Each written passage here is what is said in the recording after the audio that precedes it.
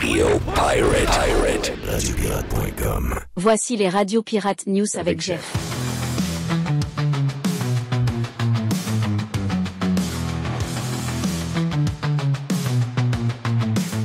OK, donc vous avez eu comme premier podcast ce matin le lab de Mr. White. Et là, ben, c'est le temps de faire les Radio Pirate News pour... let's go, yes. 1h30, 2 heures facile. C'est l'ADN de Radio Pirate, les Radio Pirate News. Tu comprends le temps de mettre le stock sur la table. Le genre de buffet, c'est un grand buffet qu'on vous offre avec plein de stock. Vous allez comprendre qu'aujourd'hui... même si j'en ai beaucoup, j'ai beaucoup de sujets potentiels. Vous allez comprendre que c'est pas mal ce qui s'est passé dans Arthabasca hier qui va prendre une partie des Radio Pirate News. Quoi qu'on ne fera pas, je veux dire, 2 heures là-dessus. Là. Mais c'est le temps de c'est le temps de mettre ça au clair. Qu'est-ce qui s'est passé hier? Méchante déception, pareil. Ouais, regarde, je te pose la question. La face, c'est que, est-ce que c'est une surprise? Non. Mais c'est une déception. Mais c'est une déception. C'est une déception. Oui. Oui, hier soir, pendant 5 minutes, j'étais en maudit. Là, tu veux dire, j'étais en maudit. Même, moi, je n'ai pas suivi la campagne, je n'étais pas là. Mais Christophe, c'est un pas par en arrière pareil. Là. Ah oui, c'est sûr. C'est une claque d'en face. Là. Non, qu'est-ce qu'il faut faire? Qu'est-ce qu'il faut faire pour qu'ils votent pour nous autres? Moi, c'est la question que je me pose.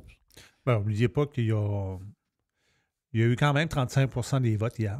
Oui. Ben, il y a eu le maximum qu'est-ce qu'un parti pouvait avoir. Donc, premièrement, il faut se rendre compte qu'il s'est dessiné, est-ce que ça a été fait volontairement? Tu sais, moi, la CAQ, pas de campagne, c'est quand même spécial, là. Tu veux dire, hier, eux autres, ils ont concédé le bonheur. Ils ont mis un gars là, puis le Legault est parti. C'est ça. Puis le Legault n'était pas là. Il paraît que le Legault était allé juste une fois.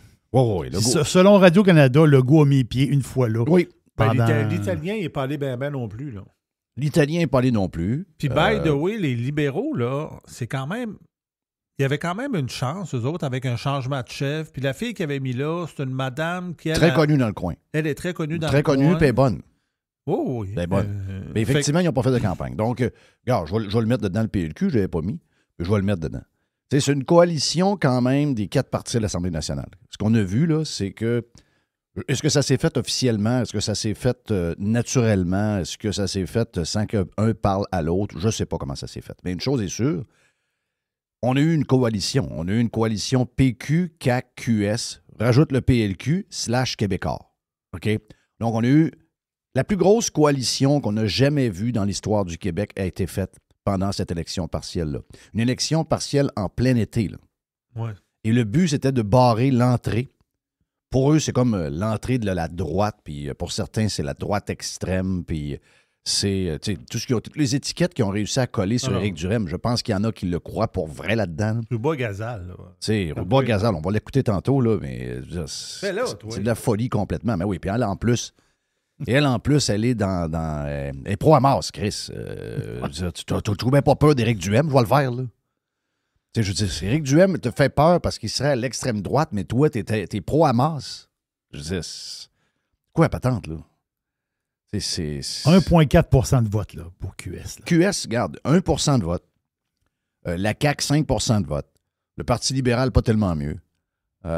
Finalement, tout ça pour que cette élection-là devienne une élection à 2. OK? Et dans une élection à 2, pour les raisons que tu as données hier, il n'y a aucune chance que Éric Duhem gagne. Parce que si Éric Duhem gagne, ça y prend un parti qui fait sa job. Ça prend un autre parti qui fait sa job. Parce que on ne peut pas gagner. Le Parti conservateur ne peut pas gagner avec 50 ou 46 % des voix. Et le maximum que le Parti conservateur pouvait avoir, il l'a eu hier. Donc, 35. 36, c'est... beaucoup d'élus à l'Assemblée nationale n'ont pas eu 35-36. Beaucoup d'élus actuels n'ont pas eu 35-36. Bien sûr. Il y en a plusieurs à 32, à 33, à 34, oui. parce qu'il y a les autres partis à 20, 22, à 15, à 10. Donc, Éric Duhem a tiré le maximum de ce qu'il pouvait faire et je lui ai écrit ce matin. Je tiens à le saluer. Pour moi, he's the driver of the day. OK, donc, il y a toujours le vote pendant la course de F1, savoir qui est le driver of the day, puis souvent, c'est pas le gars qui gagne. Et pour moi, le pilote de l'été, c'est Éric Duhem et de loin. Je vais répéter ce que j'ai dit hier. Pour moi, Éric Duhem, ce que j'ai découvert de lui, c'est quelque chose que je ne connaissais pas. OK? Je ne savais pas que ça existait en lui. Je savais qu'il était intelligent. Je savais qu'il était... c'est un politicien, dans le sens que c'est un gars qui contrôle tous ses dossiers. C'est un gars qui pourrait tricher et être excellent. Parce qu'il a ce talent-là et cette intelligence-là. Mais il ne s'est pas accoté sur son talent, il ne s'est pas accoté sur sa notoriété, qu'elle soit bonne ou mauvaise. Tout le monde connaît Éric Duhem à travers le Québec. Il ne s'est pas assis sur ses lauriers concernant ses connaissances en politique qu'il fait depuis qu'il a l'âge de 15 ans. Il s'est mis sur le terrain, il a vécu dans Arthabasca et s'est installé là.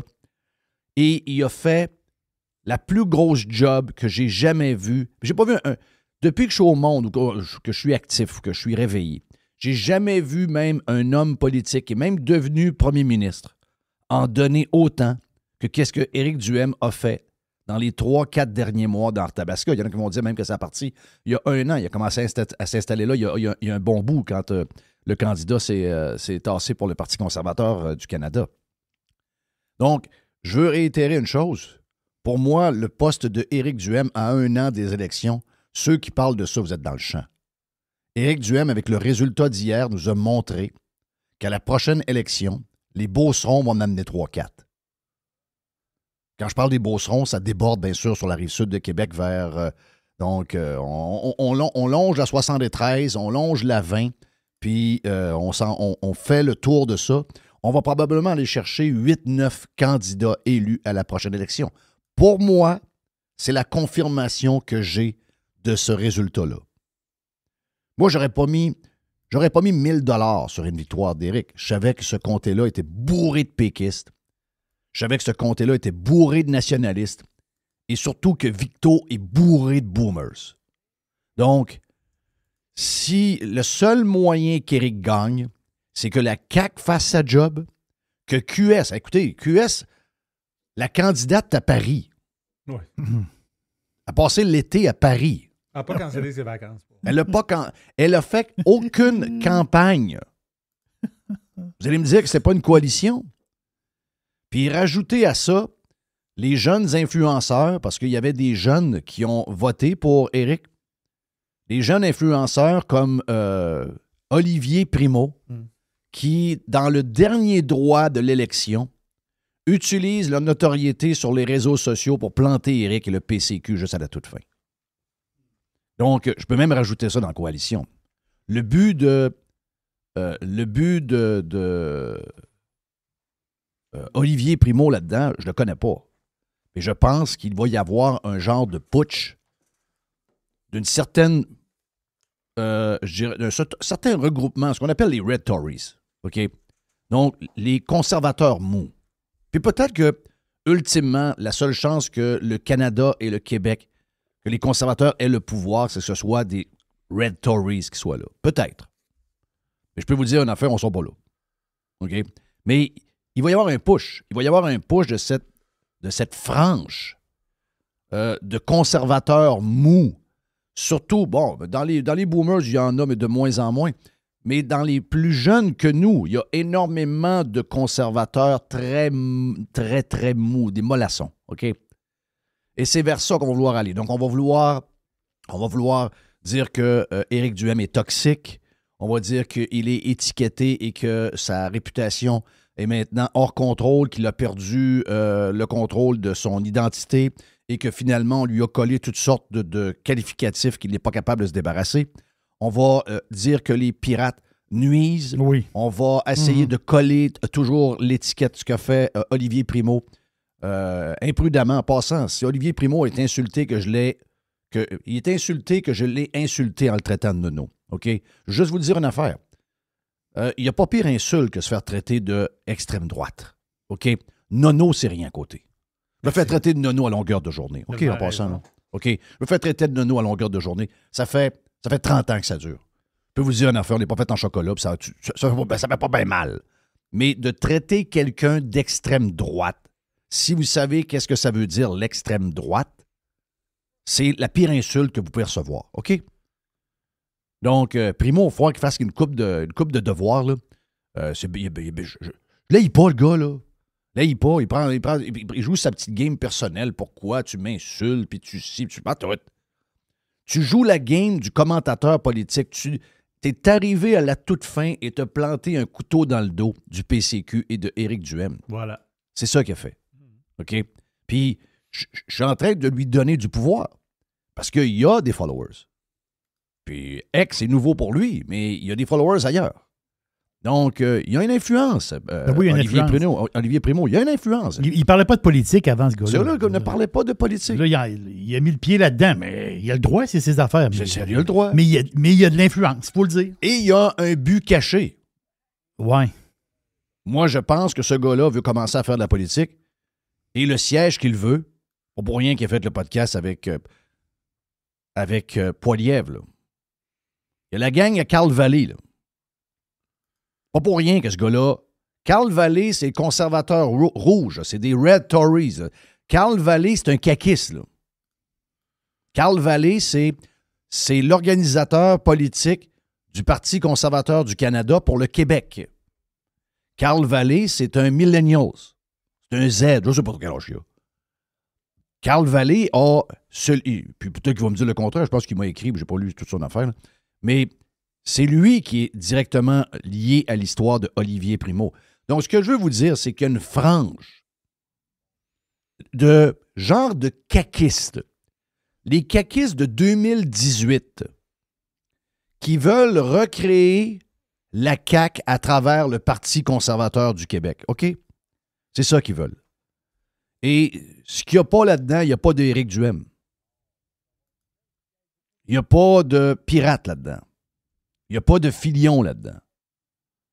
Il n'y a pas de Yann F. Frank là-dedans. On va vouloir avoir un parti conservateur qui va ressembler pas mal à ce qu'on nous avait annoncé, que c'est ce que la CAQ allait être. C'est ça qu'ils cherchent. Et Olivier Primo se voit prendre la place de Éric Duhaime. C'est ça, le coup de Jarnac à la toute fin, c'est lui. Il a le droit de le faire. OK, il a le droit de le faire. Mais je veux dire, quand tu joues cette game... c'est une game sale, ça. Ça, c'est une game sale. Ça n'a pas été clean. Ben, tu peux t'attendre à le faire traiter de nono, mon année. OK? C'est pas de grosse affaire. Pas de grosse affaire. Donc, je reviens, Eric. Moi, je suis renversé de ce qu'Éric Duhaime a fait. 35-36% des votes contre une coalition. Je vous rappelle la coalition, là. PQ, CAQ, QS, PLQ, Québécois. Il est allé chercher le plus grand nombre de votes. Quand vous regardez les élections, les gens qui ont été élus dans 125, pas bien qui ont eu 35-36%. Là. Il a fait le plein de votes. Et voulez-vous que je vous sorte les chiffres des dernières élections partielles quand on était... il n'y a pas longtemps, là. Il y a 7 ans, il y a 8 ans, il y a 9 ans, avec un candidat incroyable qui s'appelle Adrien Pouliot. Il n'y a pas un 2 de pique, Adrien, là. Et Adrien avait du 5% puis du 8%. Il finissait 4e et 5e. C'est une grande victoire, là. Dans Arthabasca, ce qu'on vient de voir là d'Éric Duhaime, qu'il ait réussi à faire paniquer la classe politique au complet avec l'aide des médias, dont surtout Québécois, pour que tout le monde se lègue contre lui et que ces gens-là ne se cachent même pas de dire que c'est tout le monde contre Éric Duhaime. Allez, faites-le sur Google. Vous allez trouver plein de textes là-dessus. Le mouvement tout sauf Duhaime s'est réveillé dans Arthabasca. Ces gens-là ont fait ça. Et je peux vous dire une affaire, c'est que Éric Duhaime a gardé le focus. Il a été extraordinaire. Les gens plus jeunes, bravo. Je vais réitérer ce que je vous ai dit. La victoire hier du PQ dans Arthabasca et la deuxième position de Éric, c'est directement relié aux médicaments contre l'hypertension, contre le cholestérol et contre le diabète. Les gens que vous entendez, qu'on vous a fait entendre, on va peut-être vous faire entendre plus tard, dans le lab de Mr. White, les légumes qui parlent, ces gens-là doivent être morts depuis 10 ans. Ils sont toujours vivants en raison des compagnies pharmaceutiques. C'est une anomalie, cette affaire-là. C'est une anomalie. Mais ils vont être encore là dans 1 an parce que les pilules sont bonnes. Donc, soyons patients, mais à un moment donné, ils vont finir par partir. C'est une classe, puis là, je ne suis pas obligé de préciser encore que quand je parle des boomers, je ne suis pas en train de parler des boomers pirates, là. Si vous êtes boomers et pirates, c'est que vous êtes un être exceptionnel. C'est que vous avez réussi à voguer à travers toutes ces années-là et à sortir de ce jardin de légumes qu'est les boomers. Peu de monde éduqué, peu de monde qui sont capables de se faire leur propre opinion, des gens facilement manipulables par des idiots qui entendent à la télévision. Les boomers pirates, c'est des héros. Mais oui, les boomers pirates, c'est des héros. Parce qu'autour d'eux autres, c'est des hordes de zombies à grandeur. À la grandeur. C'est tough. Le café le matin, ça, le café le matin avec la gang, là, c'est pas facile. Là. Non. Non, donc, c'est une victoire démographique de vieux qui ne meurent plus. Pas parce qu'ils ont des bons soins en passant. Là. Ils n'ont pas de soins. Puis ils veulent continuer de pas en avoir en passant. Oui. Mais les pilules, le médecin donne des pilules vite, puis ça l'a permis à ces gens-là d'être encore là aujourd'hui. Pas capable de dire une affaire. Ah, ben là, des légumes, des vrais légumes. OK, des vrais légumes. Mais c'est la game. C'est la game de la démocratie. Est-ce qu'on mérite cette démocratie? Pas certain. T'sais, les boomers, ce qui exclut les boomers pirates par la force des choses. C'est des gens qui sont bien dans le marde. Je veux que je vous dise. Ils savent ce qu'ils les attendent. Ils savent qu'ils vont avoir des soins tout croche pour les dernières années de leur vie. Ils savent que quand ils vont être dans une maison, ça va être de la marde à manger. Ils savent. Et ils vont rester dans le pisse beaucoup plus longtemps qu'ils voudraient l'être. Ils savent. Mais c'est ce qu'ils veulent. En attendant, ils ne veulent pas de changement. Ils n'en veulent pas de changement. Nous, on veut pas rester dans notre marde ou dans notre pisse pendant 18 heures au CHSLD. OK? Et c'est pour ça qu'on est de même. Eux, ils sont prêts à vivre ça. Je ne sais pas pourquoi. Je ne peux pas l'expliquer. Mais un Québécois, ça vit bien dans la médiocrité, comme un cochon qui se roule dans la marde. Tu sais, tu regardes un cochon qui se roule dans la marde, tu te dis, ben, qu'est-ce qu'il fait là, lui? Tu peux pas l'expliquer. Mais un Québécois, ça l'aime être médiocre. Les Canadiens aussi. Mais un Québécois, particulièrement, je connais plus que les Canadiens, les Québécois aiment la médiocrité. Les Québécois aiment le gouvernement qui leur dit quoi faire. Ils aiment le gouvernement qui les crosse à tour de bras. Ils aiment le gouvernement qui les taxe à tour de bras. Le Québécois, il aime ça. C'est que vous voulez que je vous dise. Pas de la faute d'Éric Duhem, ça, là. Lui, il est allé chercher 35-36 % des votes. Lui, il a livré, là. Vous pouvez pas l'abandonner en passant. Parce que lui, il a livré, là. Lui, il a livré 35-36 %. C'est le chiffre maximum qu'il pouvait avoir. Ouais, mais PQ a eu 46. Parce qu'il y a eu une coalition, câlisse. Voyons non. Puis tu peux pas tasser du M à 13-14 mois de l'élection. Mais non. Mais oubliez ça. Non, mais même sans demander à ce qui se tasse. Il y en a qui vont le demander. Vous avez pas. Oui, je sais. Vous n'avez pas le droit de demander ou même de dire que vous abandonnez. Moi, je ne tolère pas ça. Là. Vous ne pouvez pas abandonner. On approche la patente. On est plus proche qu'on n'a jamais été. On est plus proche qu'on n'a jamais été. Donc, on est aux portes d'avoir 7-8 députés Et ça a parti par l'élection avant, avec l'histoire d'Anchauveau, avec Stéphane Lachance, avec les gars d'en Beauce, avec quelques candidats, même sur l'île de Montréal, dans l'Ouest, qui ont fait de belles percées. Ça a commencé de même. Et là, cette élection-là, excusez-moi, là, le spotlight était sur le PCQ. Le PCQ, il n'y avait pas de spotlight en 2017. Personne parlait du PCQ. Là, c'était l'ennemi à abattre. C'est gros en joie le vert. Ils ont dû se mettre en équipe pour le battre. Ils ont dû faire une méga coalition, pas juste une coalition politique, une coalition politique et médiatique. Toute cette gang-là a aidé des boomers avec des genres de trottinettes dans Arthabasca pour battre Éric Duhem. Bravo aux électeurs. Bravo aux gens qui ont mis des pancartes. Oui, Près de 2000 pancartes en passant. C'est ça, je pensais. Des jeunes couples, des jeunes qui n'acceptent pas où le Québec est rendu aujourd'hui. Ils n'acceptent pas. Ils n'acceptent pas. Ils sont en crise. Ils veulent un Québec. Ils savent que le Québec mérite mieux. Ils savent que le Québec est capable de beaucoup mieux. Ils ne veulent pas attendre que le Québec finisse par comme l'Argentine puis qu'on ait besoin d'un gars avec une veste de cuir en plastique avec une chainsaw dans les mains pour régler le problème. On voudrait le régler avant.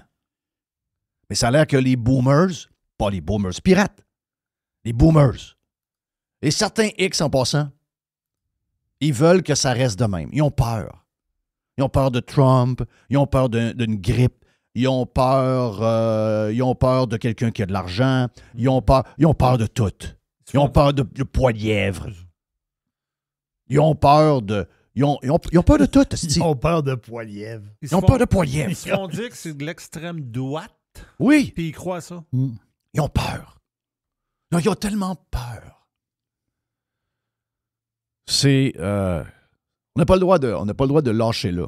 OK? Il y aura beaucoup de pression sur les pirates en passant. Non. Vous le savez, que les pirates vont être vus comme... Mais rappelez-leur que la raison pourquoi le Parti conservateur du Québec est deuxième, puis qu'il n'y a plus d'autres partis à part, puis qu'il a fallu qu'ils se mettent en gang pour battre Duhem, puis la raison pourquoi il est en haut, c'est que la fondation du succès du Parti conservateur du Québec, c'est les pirates.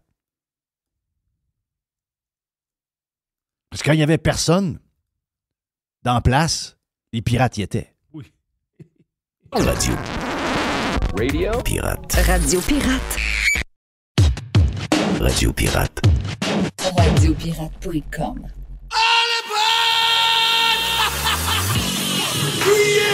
Fuyez pour vos vies! Bitcoin.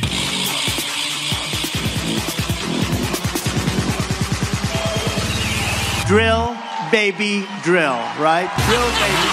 Hey, Joe Hamel, première de la saison avec nous autres sur Radio Pirate. 1h10 sur la version Prime. On vous donne un 15-20 minutes de tout ce qui s'est passé hier dans Arthabasca avec Joe, Jerry et toute la gang sur Radio Pirate. On vient avec la soirée d'hier. Je vais avoir tes impressions. Moi, j'ai donné les miennes. J'ai l'impression que toi puis moi, sans qu'on se soit jasé, on a échangé quelques petites affaires, mais j'ai l'impression qu'on est à la même place, toi puis moi. Il y en a qui sont très déçus de ce qui est arrivé. Il y en a qui ont comme perdu confiance. Il y en a qui se disent le Québec, c'est fini. Les boomers vont vivre éternellement. Puis, regarde, ils vont finir par nous écraser jusqu'au temps qu'on soit une place médiocre, comme ça se peut pas. Moi, je vois pas ça de même. Je vois pas ça de même. D'abord, premièrement, j'ai jamais vu un gars travailler autant. J'ai été impressionné, pas à peu près, de la campagne de Éric Duhem et de voir que la coalition PQ, CAQ, QS, PLQ, Québécois et tous les autres médias se sont légués contre Éric. Et malgré ça, Éric a eu 36 %, ce qui veut dire que dans les 125 circonscriptions à travers le Québec, il aurait gagné un paquet de places avec ce chiffre-là. Là.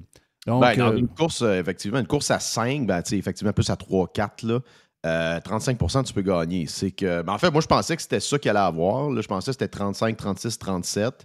Je pensais, par contre, que QS serait plus élevé, la CAQ serait plus élevée, puis PLQ peut-être un peu plus élevé pour diviser davantage le vote. Ouais. D'ailleurs, c'est ça, c'est le constat de la soirée hier, c'est que c'est l'effondrement de Québec solidaire qui est passé de 9 à 1,5 %. C'est 3500 votes de moins.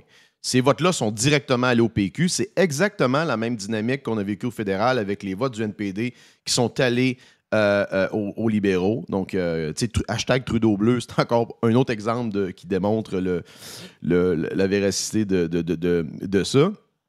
Et tu as probablement, oui, je comprends que c'est pas juste ça. Il y a la CAQ, là.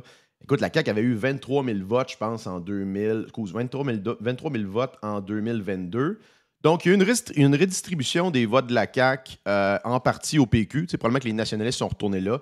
Ouais. Il y a probablement qu'ils sont retournés au PLQ, parce que le PLQ est passé de comme 3 à 9 % là, quand même. Donc, il y a quand même une progression avec rien. La candidate était comme pas très connue. Ben, connue, mais pas tant que ça. C'est pas une candidate vedette.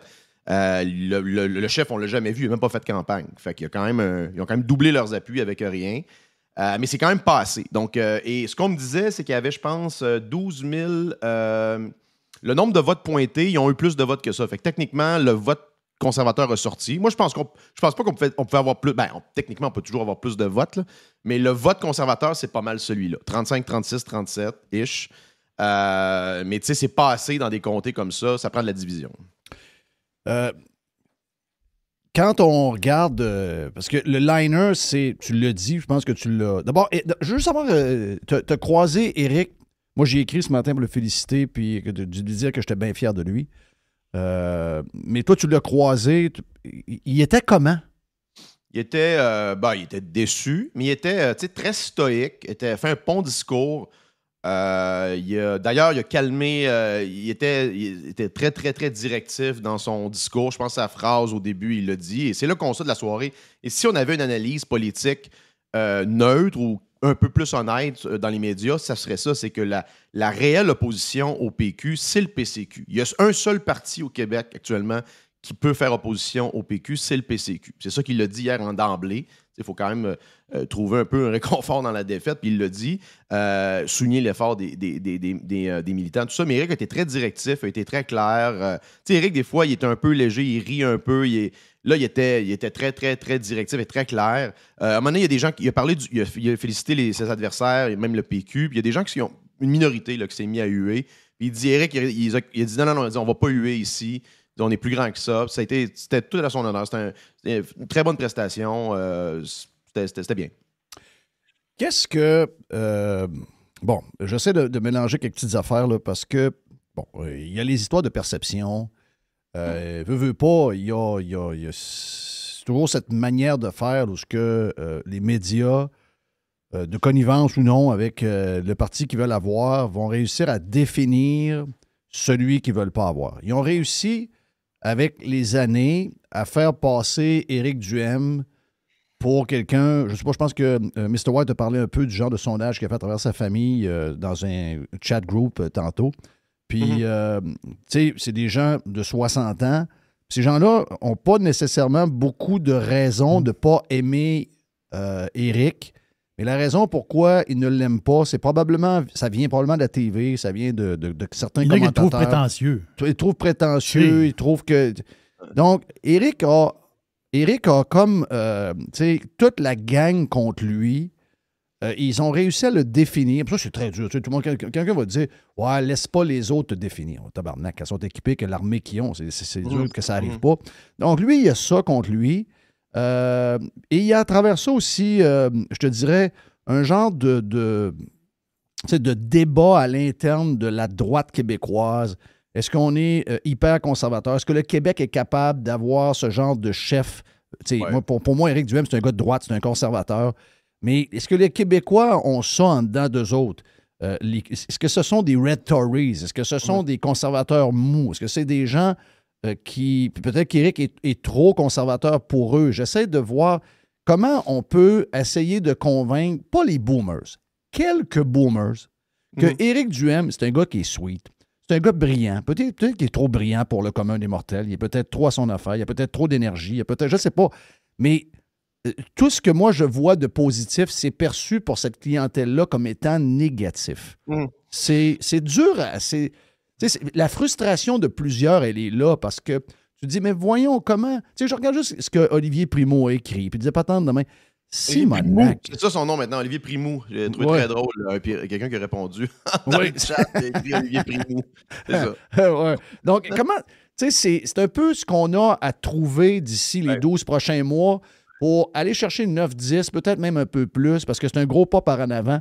Mais il y aura toujours cette étiquette-là qui ont réussi à y coller dessus, qui n'est pas la bonne étiquette en passant. Mais ils ont réussi pareil, les salauds.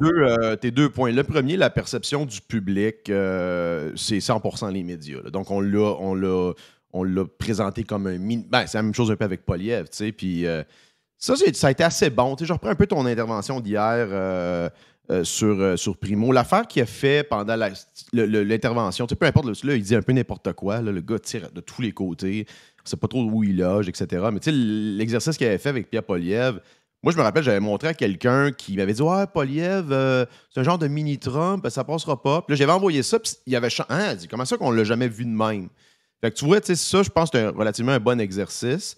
Mais les gens, quand ils ont accès à ces politiciens-là, s'enfilent. Puis d'ailleurs, je pense que c'est pour ça aussi, tu sais, remarque, dans le siècle 2024, Trump a fait aucun média traditionnel ou presque. Donc, il y a quand même un signal là-dedans. Il a gagné... c'est pas assez mentionné. Là. Il a gagné le vote général, il a gagné le vote populaire. Donc, je veux dire, ça veut dire que de ne pas aller dans les médias, dans la plus grosse élection du monde, tu peux gagner. Fait que c'est quand même une leçon intéressante. Donc, les médias, le narratif des médias ont réussi à le peinturer comme un genre d'extrémiste. C'est un gars qui veut tout détruire, s'oppose à tout. C'est ça, on entend souvent ça, les anti-toutes. Ouais. Un chialeux, un anti, quelqu'un qui... D'ailleurs, c'est le seul parti qui propose des solutions. Quand vous regarderez, quand Éric parle, ou par exemple avec Karim, quand c'est le cas de la santé, ou avec Adrien, quand c'est des questions économiques, le PCQ a toujours des solutions. C'est le seul parti qui a des solutions concrètes aux défis du Québec à l'heure actuelle.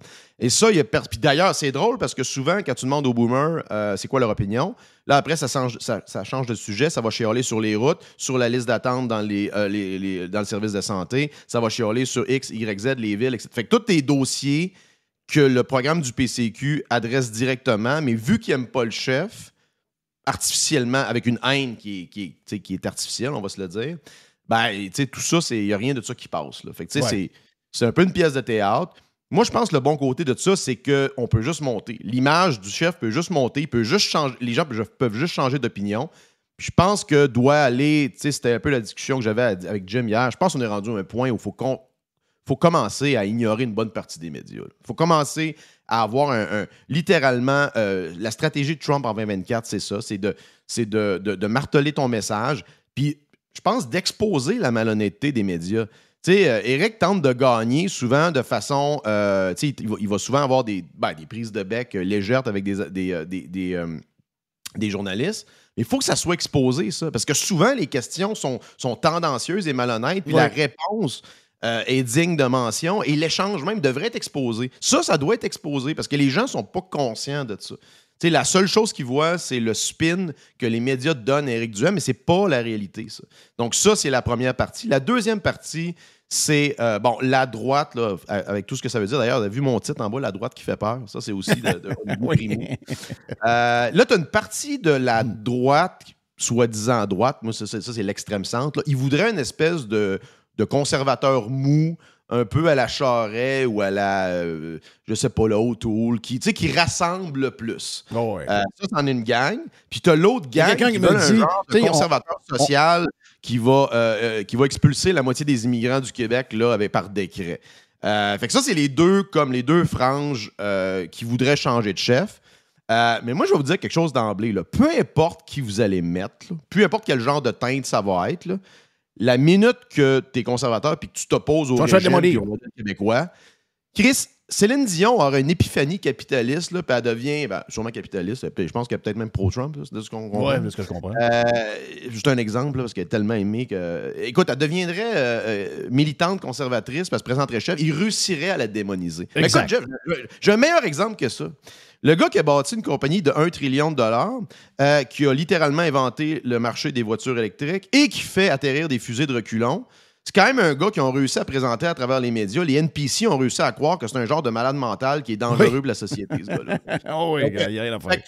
Tu penses que peu importe qui vous allez mettre, ces gens-là vont réussir à démoniser Exact, le ou la exact. chef du C'est- PCQ. regarde, oui, oui. Embarquez pas là-dedans. Embarquez Exact. pas là-dedans. Exact. Le progrès du PCQ depuis qu'Éric est là est réel. Oui, il y a eu des défis, puis j'étais le premier critique, moi, de l'organisation en 2022. Les pommes pourrites ont été expulsées. C'est beaucoup mieux que c'était, puis on voit les résultats dans ce qu'il y avait hier. Mais il faut arrêter, ça va être la même chose avec n'importe qui qu'on va mettre. Je pense qu'on est all-in. On l'a notre ligne. C'est le seul parti, puis on l'a vu hier, là.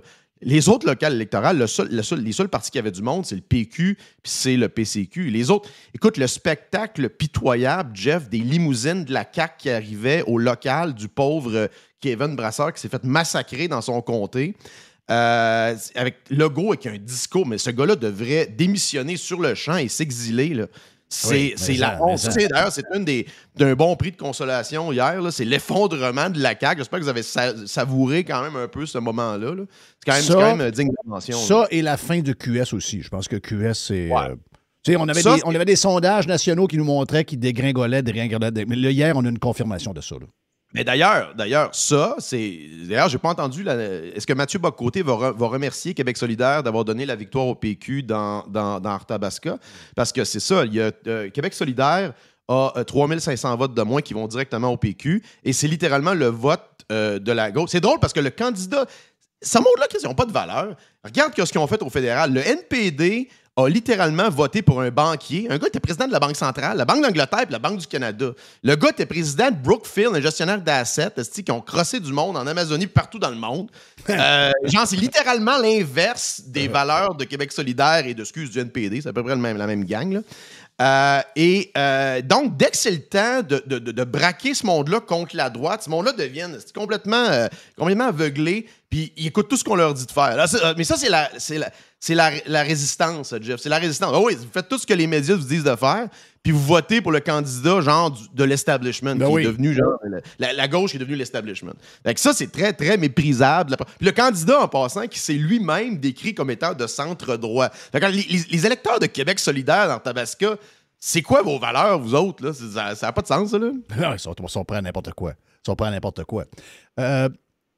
D'ailleurs, le candidat, juste un clin d'œil même, le candidat de la CAQ, je pense qu'il était un meilleur candidat que celui du PQ. Moi, je dis ça de même, là, mais il a été complètement abandonné, puis il n'y a plus rien à faire. Pas un mauvais gars non plus. C'est ça, c'est que souvent, ce qui me fait rire dans ces affaires-là, c'est que souvent, des gars de même, des jeunes dans les partis, pensent que, vu qu'ils sont de la chair à canon dans des temps difficiles, leur effort va être reconnu, puis à un moment donné, le parti va revenir au pouvoir, puis il va être accueilli en héros. Non, la CAQ, Kevin, malheureusement, la CAQ va disparaître, puis ça a juste servi à rien. Là, ça a été même affaire avec le PLQ dans les dernières années. Tu es rendu à l'équipe D et à l'équipe E, là, parce que les meilleurs sont partis depuis longtemps. Là. Fait que souvent, il y a genre de la chair à canon de même qui est mis.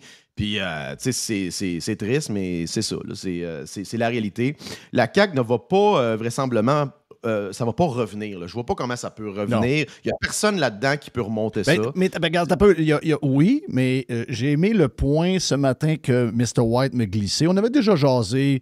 Parce que, tu sais, c'est sûr que on parle de Olivier Primoux, mais ce gars-là a un agenda, là. OK? Il y a un agenda. Donc, il est en train de se positionner sur tous les tableaux.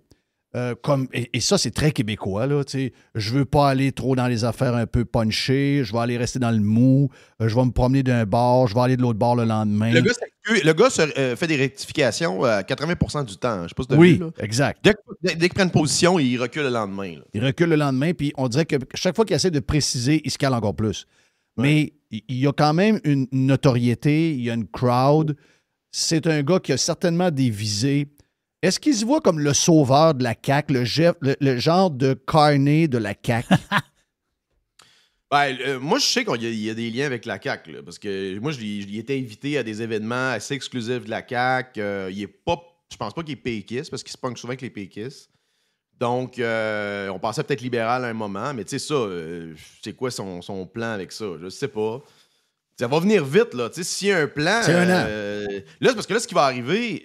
là, ça va commencer à pousser pour que Legault s'en aille. Là. Vraisemblablement, ça va être début. Faudrait même que ça soit avant fin de l'année, idéalement. Là, ça, hier, là, c'est-tu la fin de Legault? C'est Legault qui a hâte de faire son discours. Puis qui a... Legault, c'est un zombie. Il est mort, mais il ne sait pas qu'il est mort. Là. C'est un peu ça. Là. Mais puis le monde autour de lui, il ne semble pas le savoir non plus. Là. Mais la seule affaire qu'ils ont, c'est le pouvoir qui leur reste. Mais en même temps, il n'y a tellement pas de relève. Parce que normalement, il y a une dynamique d'un parti où il y a une relève qui s'active pour pousser. Tu sais, ça a été ça pendant longtemps au PLQ, puis même au PQ. Tu sais, les deux grands partis au Québec, c'était le PLQ puis le PQ. Puis tu avais tout un écosystème qui cultivait des nouveaux chefs, qui avait des jeunes. Puis quand il y en a un qui se stagnait, regarde, rappelle-toi, Bernard Landry, avec un vote de confiance quand même assez fort, avait démissionné. Puis s'il était resté, peut-être qu'en 2007, il aurait passé. Là. Tu sais, mais il n'y a plus ça. Il n'y a plus cet écosystème-là. Autant au PLQ. À la CAQ, il n'y a pas de militants. Il n'y a pas de militants, il n'y a pas de monde, il n'y a pas d'organisation.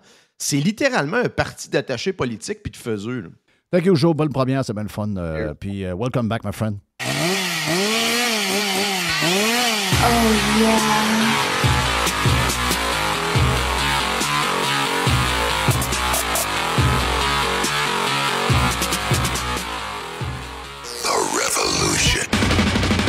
Radiopirate.com. The Revolution. Radiopirate.com. Pirate. Radiopirate.com. Le labo de Mr. White. Monsieur Blanc, Mr. White, first of the season. Oui. First of the season. Tu m'en as pas parlé hier, mais tu m'as pas fait remarquer que je toussais plus. Effectivement, je dois le dire. Ouais. Je dois le dire, donc tu tousses plus. Tu tousses plus.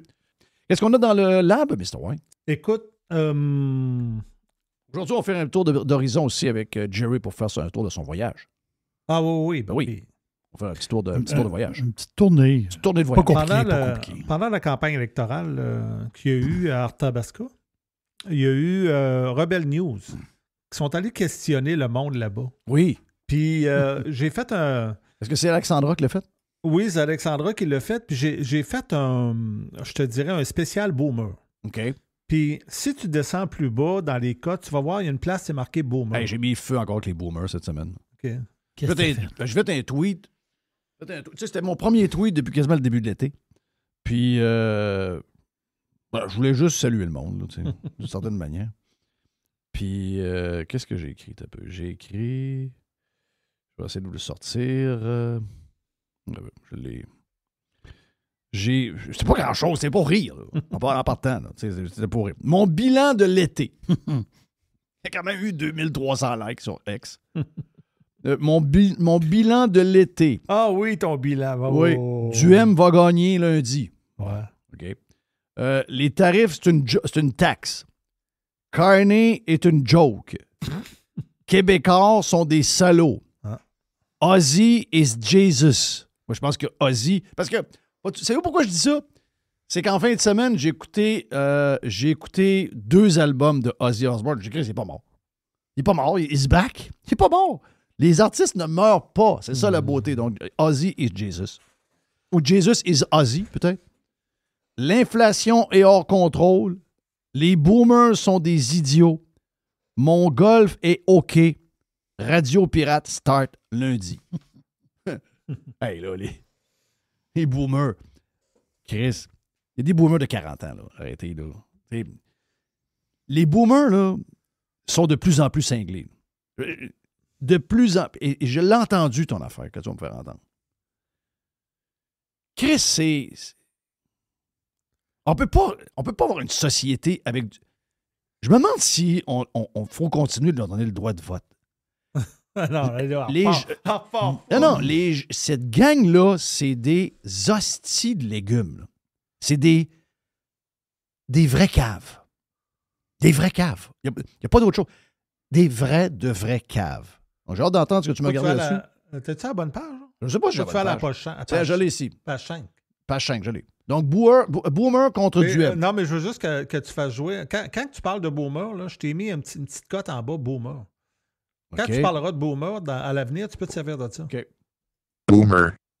Boomer. Boomer. Boomer. Fait que c'est ça. Boomer.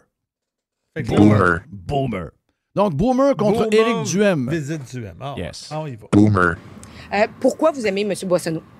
Ben, j'aime ce qu'il apporte. Je suis contre les idées à M. Duhem. Comme il mène égal dans les sondages, pour moi, c'est M. Boissonneau. J'aime ses idées.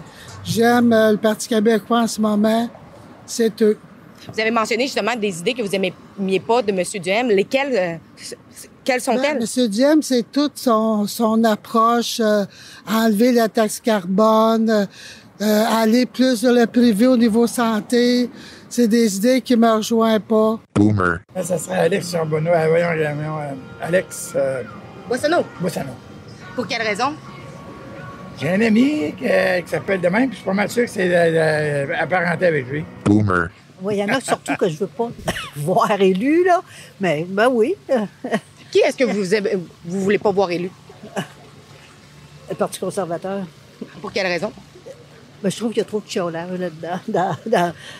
C'est ça, là. Je trouve que Duhem chicane trop, là. J'aime pas ça. Boomer. Bon, vous savez que M. Duhem a remporté à peu près 13 % des voix lors de l'élection générale dernière. Beaucoup de gens disent que ça pourrait justement rétablir cette démocratie en emmenant les voix qu'il porte à l'Assemblée nationale. Trouvez-vous que c'est important que ces voix-là soient représentées? Pas du tout. Pas du tout. Boomer. Comme je t'ai dit, comme candidat, j'aime pas M. Duhem. J'aime pas plus ses idées. Même s'il sera là, ça change rien. Il sera le seul dans l'Assemblée nationale. Non, ça m'intéresse pas du tout. Boomer. Je le vois pas là, M. Duhem. Il va être tout seul un pauvre chien. Puis je vois pas une personne qui est capable de faire un changement au gouvernement, qui est assis là, tout seul, puis il va faire des changements. Il va couper le gaz, il va enlever le carbone. Je croyais pas à ça. Mais est-ce que vous êtes pour, vous, couper le gaz, couper le prix du gaz? Oui, mais c'est pas lui qui va le faire. Non? Non. Vous pensez que c'est qui va le faire? Ben, je sais pas. D'après moi, il n'y a personne. Boomer. Mais admettons que vous auriez voté, vous, pour un parti qui n'est pas représenté à l'Assemblée nationale. Est-ce que vous aimeriez que votre voix soit entendue? Non, pas avec lui, par exemple. Pas avec M. Duhem, pourquoi? Non.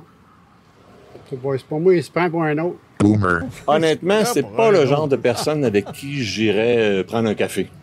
Moi, je suis une personne très à gauche. Je suis une personne qui aime bien la société, ce qu'on apporte à la société, puis aider les gens dans la société et tout ça. Et M. Duhem, je le vois pas là-dedans. Donc, pour vous, la controverse autour, justement, du candidat du Parti québécois, ça vous dérange pas, le fait qu'il ait été impliqué, justement, durant le sommet des Amériques? Non, aucun problème avec ça. Boomer. Tabarnak. On s'entend que ce qu'on entend là, Jerry, ça explique pas mal ce qui s'est passé hier soir. C'est cette crowd-là qui a probablement donné de victoire facile pour le candidat péquiste, mais quand on écoute ces audios-là, ça explique pas mal tout ce qui s'est passé. Puis, malheureusement pour Éric, il n'y a pas grand-chose que tu peux faire contre ça, là, à part le fait que juste le temps va faire son œuvre. Anyway. C'est dur d'écouter ça back-to-back. C'est dur en back-to-back, c'est l'enfer. Ouais, c'est ça. Boomer. Hein? Wow. Wow. Ah, ben oui, il y a de l'air à se passer des affaires dans ta tête. Là. Non, mais tu peux pas rien faire avec ça. Non. Sérieux. Quand je vous le dis, c'est des vrais caves. Il n'y a pas... on peut être en désaccord, puis on peut avoir des affaires. Tu sais, le dernier gars à la fin, c'est pas trop compris. Là. Pas trop compris, il est à gauche. OK, parfait. Donc, il ne peut pas voter pour le Parti conservateur. Mais le Parti conservateur n'est pas nécessairement un parti très à droite non plus. Si lui il dit « Moi, je veux aider les gens », oui.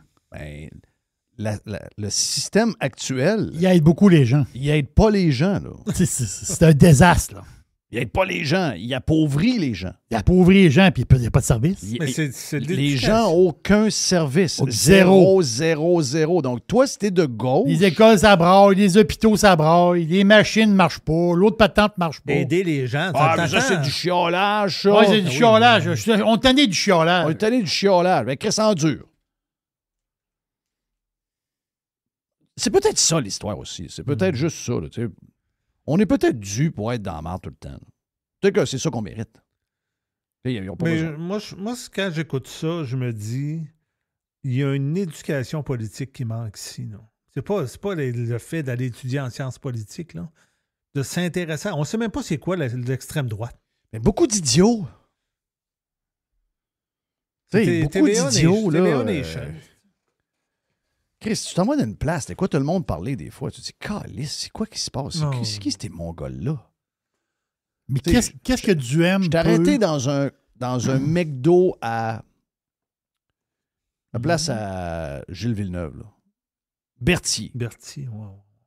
Il y avait des gars du coin. Pendant que j'attendais, j'avais des gars du coin qui prenaient un café ou je sais pas trop quoi. Là. Il y était 5-6 à une table. Là. Sérieux, là. C'était du 50-55 de QI. Là. Puis là, quand je suis sorti de là, j'avais la tête basse. J'arrivais dans le char, ma blonde a dit, t'as l'air sonné. J'ai dit non. J'ai dit, je suis sonné parce que la démocratie, j'y crois. Mais j'y crois pas avec du monde. Tu peux pas faire une démocratie forte avec des idiots. Tu peux pas.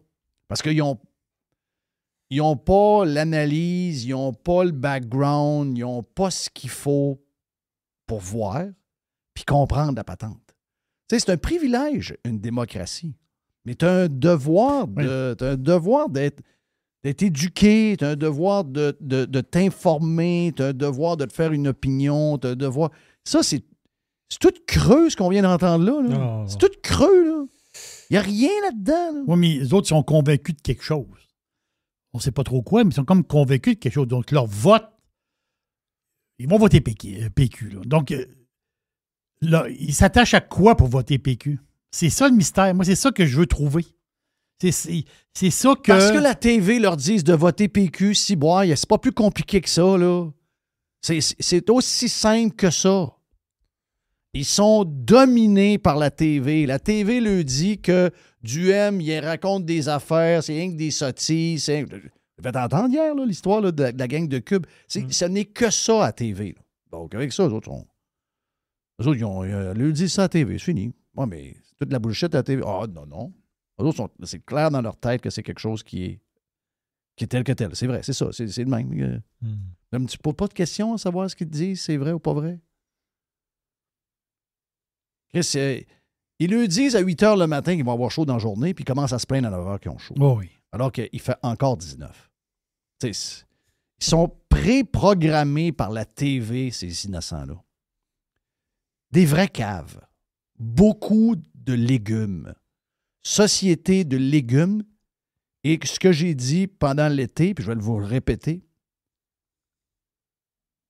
les médicaments pour le diabète, les médicaments pour la haute pression, les médicaments pour le cholestérol. Si vous en voulez aux compagnies pharmaceutiques pour toutes sortes de raisons, là, vous devez leur en vouloir pour celle-là. Parce que ces trois affaires-là marchent pour vrai. Et même s'ils ont eu des vies minables au niveau bouffe, au niveau comment ils ont fumé comme des... Ils ont mangé de la chenoute, ils ont mangé gras. Ils tiennent debout encore. Ben, ces pilules-là les ont tenus debout. C'est sûr. 10 à 15 ans de plus. Rappelez-vous les histoires qu'on avait vues sur les pronostics des actuaires pour les employés de GM. Ils devaient tous mourir à 63, 64. Il est arrivé des médicaments, à un moment donné, 75, 80, 82, 83 sont encore vivants. Ils devaient tous mourir. Oui, il lui payait le Viagra, là. Ben, c'est ça qu'on a, là. C'est à 82 ans. C'est qu'on est mené par des gens qui devraient être morts depuis 15 ans. Et là, le bug. Puis plus ils vieillissent, plus ils sont mongols. Ils ont probablement pogné un pays, comme à un moment donné, là, à 40, 45 ans. Il doit y avoir quelque chose pas pire, là. Mais ça s'est mis à dégrader avec les années. Puis là, ça dégrade. Chris. Non, c'est des colons, là. Des vrais... On est mené par des hosties de colons. C'est ça le problème. OK? Puis quand je dis mené, je parle pas des décideurs nécessairement, mais de ceux qui les élisent. How do you do? RadioPirate.com. Radio Pirate. Hey! On On a la boîte avec Jerry. On a fait une belle boîte aujourd'hui dans la version Prime. On vous en donne un bout parce qu'on est fin. Dans la version live de Radio Pirate. Il y a une petite boîte. En parlant de billets, avez-vous le goût de rire? Tu sais, des fois, il y a des choses... Tu sais, des humoristes... Il y a beaucoup d'humoristes au Québec. Il y a beaucoup d'humoristes. Il y en a qui nous font rire. Quelques-uns, lui, il me fait rire. OK, lui, il me fait rire. Les autres, ils ne me font pas répondre. Il y en a qui sont élus aussi. Oui, c'est ça. Mais il n'a pas pire humoriste, je trouve. Il s'appelle Mario Girard. Il est journaliste à la presse. OK. Le gars, c'est un humoriste, là. Non, OK, pas Michel Girard du Journal de Montréal. Non, pas Michel Girard. Mario Girard, lui, est vraiment drôle. Ah non, c'est ça. Ah non, lui, il est drôle. Son texte sur la presse, on passe vite là-dessus, là. Mais là, à un moment donné, je lis quasiment rien de la presse. Non, je sais. Mais je le fais pour toi. Là. Je sais pas, de temps en temps, je vais voir. Mais parce que j'ai trouvé ça comique. Quand j'ai commencé à lire le texte, j'ai dit, Christophe, je vais le lire jusqu'à la fin. C'est vraiment comique, là. Bon humoriste, Mario Girard. Le gars, Le gars, il veut avoir... Je fais un résumé. Le gars, il veut avoir... Il a acheté des billets de quelque chose. Il veut avoir ses billets en carton. Ah! Tu sais, les billets en carton. Tu sais, un billet. Oui. Étiquette. Oui, je vais voir un show, puis j'ai un billet. Mais il n'y a rien de mieux que des billets électroniques. C'est quoi, patente? Ah, lui, il n'aime pas ça. Il n'aime pas les billets électroniques, telle affaire, il y a un problème. Il a regardé sur un calendrier en 2025. Là. Non, il n'aime pas ça, ça rentre sur son email, tel patente. Il n'aime pas ça, telle affaire. Mario,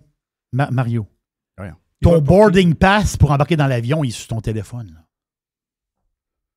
Tu présentes ton passeport avec ton boarding pass. Il est sur ton téléphone. Votre PQ. Christophe. Mario? Mais c'est comique. Mais c'est un gars, il veut absolument avoir ses billets en cartoon. Oui, mais la semaine passée, quelqu'un m'a envoyé un texte de lui, puis il y avait de la peine que Éco-Vedette mette la moitié de ses journalistes dehors. Parce qu'il disait, là, il dit, c'est rendu que Éco-Vedette, il n'y a plus personne qui lit ça. Parce qu'il y avait 14 journalistes, je pense. Ouais. Puis ils en ont mis 7 dehors. Ils en ont mis 7 dehors. C'est ça, je te dis qu'Éco-Vedette, il y a encore une publication papier. C'est le premier point de tout le monde. On se demandait, Éco-Vedette ressemble. Là, c'est dégueulasse. Il y a plein de sites web faits dans des sous-sols qui ont toute la cote, puis les gens lisent leurs potins dans ces sites-là. C'est fait par du monde dans le sous-sol avec des titres accrocheurs. C'est dégueulasse, mais... Man! Oui! Commence à travailler dans ton sous-sol. D'après moi, c'est toi qui passeras pas, là. C'est toi qui n'as pas compris ce qui se passe. Éco-Vedette, c'est fini, là. Éco-Vedette. Voyons. Éco-Vedette. Mais c'est toujours surprenant quand tu arrives à la caisse du supermarché, tu vois des racks avec des revues pareilles. Hein? C'est toujours surprenant. Vincent Marissal, il va te le dire que ça se passe plus dans les journaux. Là. Non. Son boss, il a dit, là. Plus personne qui lit. Quand il a perdu sa job, son boss, il a dit, pourquoi tu me coupes? Ben, parce que personne ne te lit. Ouais, depuis qu'on a l'Internet, on a les stats. Finalement, on pensait que tu étais une star, mais personne ne te lit. Hein? Le plus drôle de cette histoire-là, c'est que lui, il le dit à tout le monde. Moi, je l'aurais gardé entre lui et le boss, mais lui, il nous le dit. Là. Il n'y a personne qui lisait. Il n'y a personne qui lisait. Je vais vous dire de quoi que j'ai jamais dit à personne. Ouais, non, ça, c'est... Ah, c'est un classique, ça. Non, ça, c'était classique. Vraiment, là, vraiment. C'était classique. Il avait dit ça à Marie-Louise, hein? Ma Marie-Lou? Ben oui. Ta Marie-Lou, c'est... Ah, Marie-Lou, elle est bonne pour faire sortir, tu sais ça, elle est bonne pour ça. Ouais. Il n'y a pas de bobo, puis elle gratte pareil. Ouais. Il y a une nouvelle qui vient de sortir, gars. Ça fait quoi? Hey, je veux juste te poser une question sur la bourse. Oui. Quasiment 500 points aujourd'hui. Excusez-moi, là, mais l'histoire des tarifs, y en a-tu des tarifs ou il n'y en a pas? Parce que là, il n'y a pas d'inflation. Là, tout le monde dit, mais les compagnies bouffent les tarifs. Donc, soit l'exportateur ou l'importateur bouffe les tarifs, mais ne les refile pas aux consommateurs. Mais ça tient combien de temps, ça? Parce qu'hier, je lisais un économiste qui disait, puis c'est un pro-Trump, là, il disait, c'est sûr qu'ultimement, les tarifs vont être passés à l'utilisateur. Ultimement. Quand? C'est-tu dans 6 mois? C'est-tu dans 1 mois? C'est-tu dans 1 an? Mais pour l'instant, ça tient, là. Parce que les chiffres de l'inflation sont vraiment bas et la bourse a monté de... Ben, écoute, Ouais, le gros Nasdaq est 200 up. Le Dow Jones est 450. 450 points. La bourse est en feu aujourd'hui. Oui, c'est ça. C'est une bonne journée. Très bonne journée. Mais je pense que Walmart, au début, ils ont dit qu'ils allaient absorber les tarifs. Là, je ne sais pas aujourd'hui comment Oui, ils ont encore absorbé.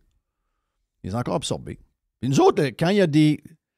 OK, ça, c'est aux États. Là. Nous autres, quand il y a des tarifs faits par Carney, c'est pas trop long que l'Oblast et toutes les compagnies les refilent. Hein? Nous autres, oui.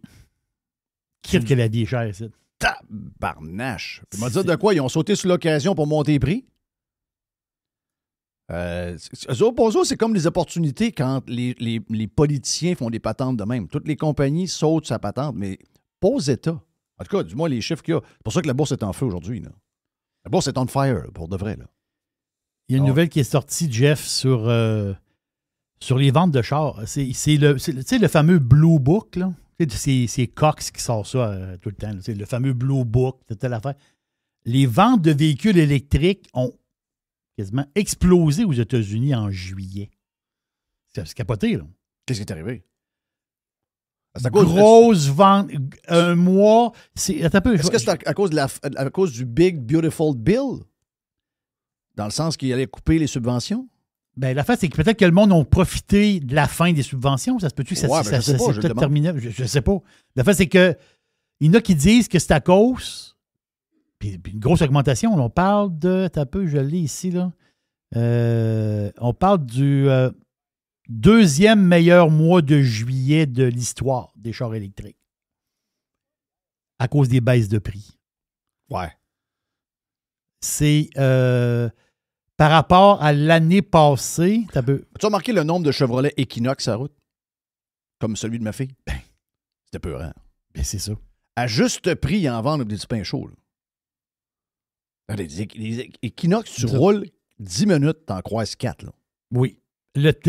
Chez Tesla, si on prend le même mois l'année passée, là, c'est les Tesla, on prend toute la gamme au complet, là, ils se vendent 9,1 % de moins en prix. Tesla a baissé ses prix, les autres ont baissé leurs prix. Donc, dans l'électrique, ce que je comprends, c'est que la baisse de prix, c'est ça qui a fait vendre des chars.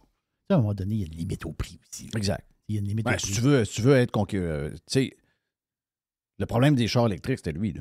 C'est le prix. Là. Moi, je ne suis pas contre les chars électriques, vous savez. Loin de ça, probablement que mon prochain char va être électrique. Mais moi, je suis contre l'histoire que tu dois imposer puis toute la folie alentour de la patente green. Moi, la raison pourquoi j'achèterais un, à prix juste, c'est que j'aime rouler ça. J'aime le torque. J'aime comment ça roule. J'aime ça. Sérieusement, j'aime ça. Mais je veux dire, au point de dire que tout le monde doit rouler des chars électriques, ça n'a pas rapport. Ça, c'est une question personnelle. C'est une question de... C'est ça que ça devrait être. C'est le marché qui décide, pas les politiciens. Mais je suis surpris de ça, ces chiffres-là. Oui, c'est le deuxième meilleur mois de juillet de l'histoire. Est-ce que tu as les modèles qui sont vendus? As-tu des parts de marché? J'ai pas les détails. Il parle de Tesla. Non, j'ai pas les détails là. Parce que je vais demander à Grok. Ça vient de sortir. Ouais, on va checker ça. On demande à Grok. On parle de 130 000 unités vendues. Quand même. Donc, c'est un gros mois. Grosse affaire. Il me reste 2 petites patentes. Juste de même. Là.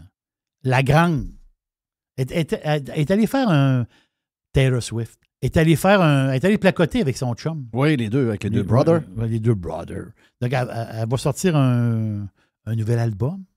Donc, c'est son 12e album, quand même.